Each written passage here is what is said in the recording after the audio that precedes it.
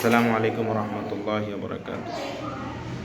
সম্মানিত প্রিয় দর্শক, আপনারা জানেন যে সোশ্যাল মিডিয়ায় একটি মৃত্যুর ঘটনা নিয়ে কমেন্ট, শেয়ার, আমাদের বক্তাদের, হুজুরদের অনেক কথা এবং যারা কন্টেন্ট ক্রিয়েটর রয়েছেন তারা অনেক কথা বলেছেন।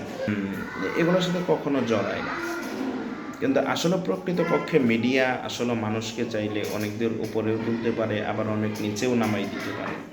এজন্য এই জায়গায় থেকে আমাদেরকে সতর্ক হওয়া খুব জরুরি যে একটি বিষয় পরিপূর্ণ যদি আমি না জানি, মানুষের কাছ থেকে শুনে বা অমুক মিডিয়া থেকে শুনে যে অমুক মিডিয়ার অনেক ভিউয়ার্স রয়েছে, তারা তার কখনো বা তারা তো খুব জনপ্রিয়, বিষয়টা আসলে এমন না।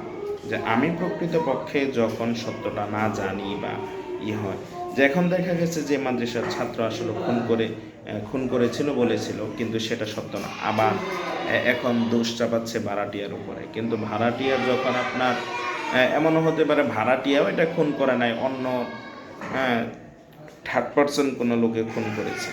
তো ধারণাবশত কোনো কিছু বলা বা কোনো কিছু নিয়ে শেয়ার করা বা কমেন্ট করা, আসলে এগুলো থেকে আমাদের বিরত থাকাই দরকার। এগুলো থেকে আসলে আমাদেরকে শিক্ষা নেওয়া উচিত।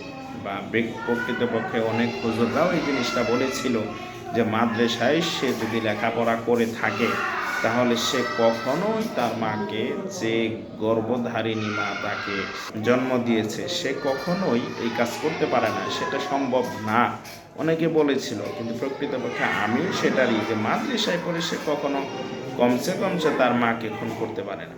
এজন্য আমরা এই ঘটনা থেকে ইনশাআল্লাহ শিক্ষা নিই।